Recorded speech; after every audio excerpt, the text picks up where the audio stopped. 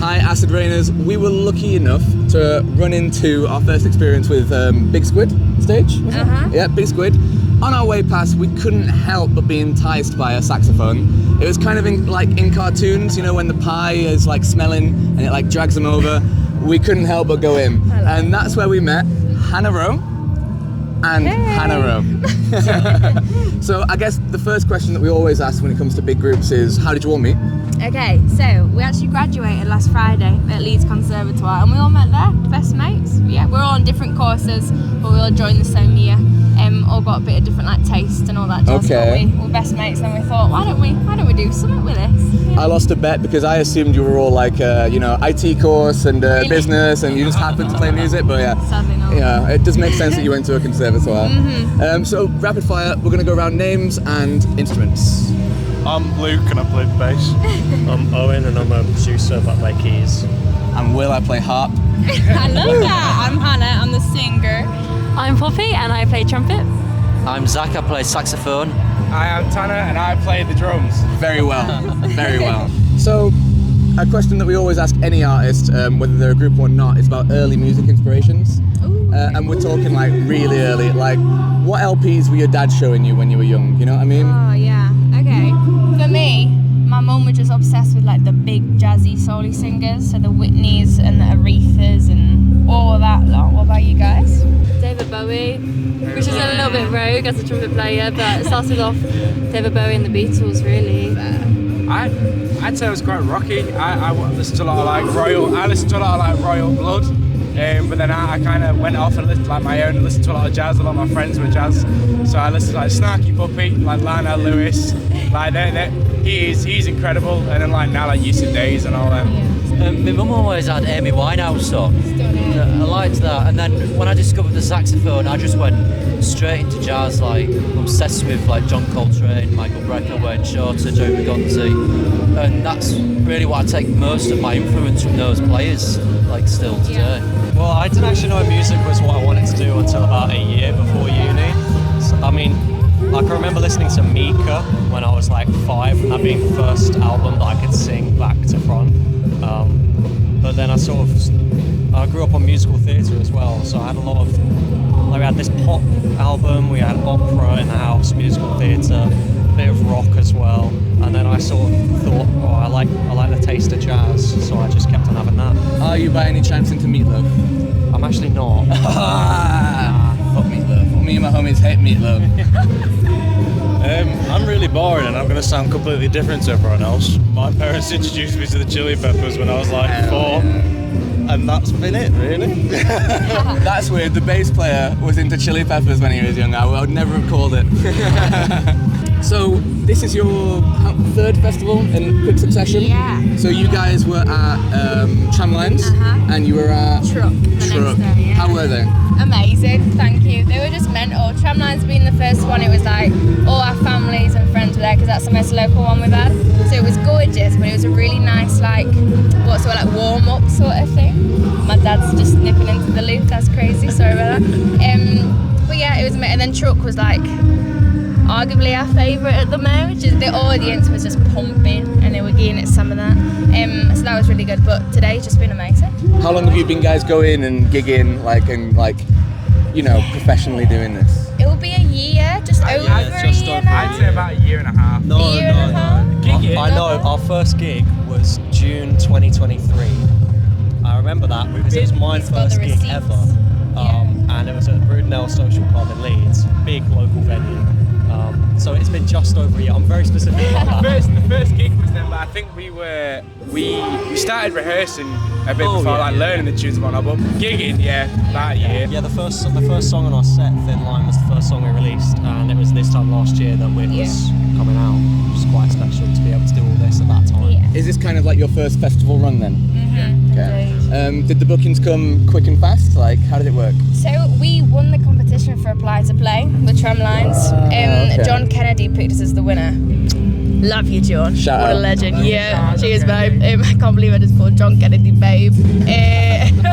But yeah, bless him. So that's why we've got this run of festivals, and hopefully next year they'll carry on. And fingers I also crossed. hope next year. What's next? Where do you want to go? Is there an album? What's happening? What's next? Someone Like this is a pressure. I mean, like making the EP, it was definitely an experience. It was a good experience. It was just very stressful. I think for all of us, it wasn't a struggle, but like we were really like learning our way around it. Thank Erwin for being a great producer and helping us through it, because he produced the whole thing and mixed it. But I don't know what next. I think we've been writing new stuff slowly but surely. Like as we've come out of uni, released the EP, and then got all these festivals done. So I think it'll be just a bit of maybe we just sort of revisit where we're coming from, how we approach things, so that we can make some new things and have people listening to what we think is our most definite sound. Yeah, we're making a lot of new music at the minute, and it's like what we feel like is most us at the minute. So we're very excited to do something with it, and I think a lot of people will like it. It's very like they'll resonate with it. Have a little groove. It's exciting. Well, in terms of listeners, I can guarantee at least 2 people that will be listening to it when it comes out. Okay.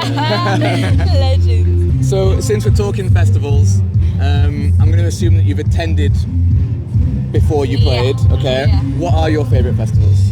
Okay, so who's been to Love Supreme? Us 3. You 2 haven't yet? Okay, we need to all go as a band. Next band bonding. But Love Supreme is in Glyn. We never really know how to pronounce it, but down in London.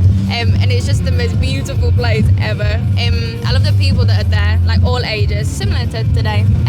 But it's just like a soul, funk, jazz festival. And like a lot of up-and-coming artists and a lot of people that we take inspiration from. We've seen some of our favourite artists there. Yusuf Days threw a stick. It was mad. We love Love Supreme.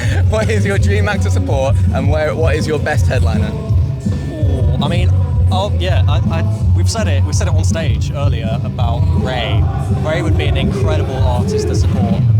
If we're talking like more stripped back or low key, maybe Lianne La Havas too. Those 2 are like top tier influences for us. And my personal dream place to headline would probably be the Royal Albert Hall in London. Like it would have to be.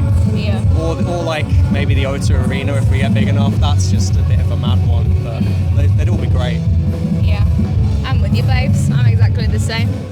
But yeah, where's your dream venue, Z-Pack? It must be like Ronnie Scott's or Ronnie Scott's jazz. Go to a jazz gig in Ronnie Scott's. That would be pretty cool. I think like a big festival stage, Love Supreme. Like as you're saying, that festival we have seen like some of our favourite artists, some of our biggest influences. Like another influence to sing alongside Raye, like Lianne La Havas. I love Please Don't Make Me Cry. That album, it's phenomenal. I've said that in every interview because it's an amazing album. It's something that I take influence from as well. And Lianne La Havas performed. We didn't get to see it. It was the year before that we went. Yeah. So we went this year, last year. She performed the year before. And performing on like those same stages that like people that we take influence from. It's like on the North Downs on like the huge stage like that size. Love Supreme would be immense doing stuff like that. Olivia Dean as well. Okay. Obsessed with her. I feel like a little duo with Olivia Dean. If she needs a support act on the next tour, do you know what I mean? With her. If you're looking. Yeah. If you're looking. Hannah Rowe and the Hannah Rowe Experience. It's been an absolute pleasure. We were so happily surprised to see you, and we will be following you with interest. Thank you so much for having us. All makes sense to what I'm feeling. All the years to is repeating. All of you is what I need. Yet stopping me from sleeping. And the world is leaving. Think it's time for a stop meeting. I'm leaving and you don't get to say that's in control. I promise you so we're in the same boat. If you're trying to entice me, you won't. If you're trying to invite me, then like me, then don't. I'm not your prey, it's no authority. Your behavior is predatory. This ain't a nature documentary, but I can see that the way has been avoided. Waiting there, taking hide and wait for. Hanging around, you can hide. I'm so tired. This ain't fair, no good.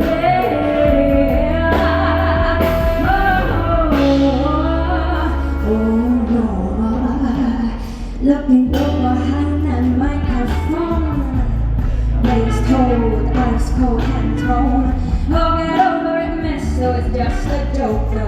Now we don't wanna leave on a bad note, but I have one too simple hello. We both know that this is not how shit should go. Now who's in control? Covers below, and I can see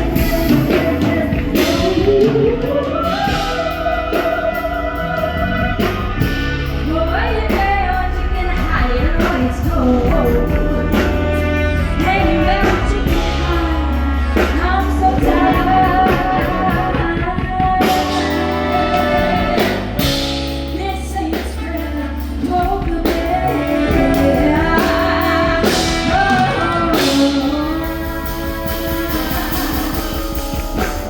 See my office as your second home. We can keep it quiet and tiptoe. Oh, Miss Rowe, for your age, you're so grown.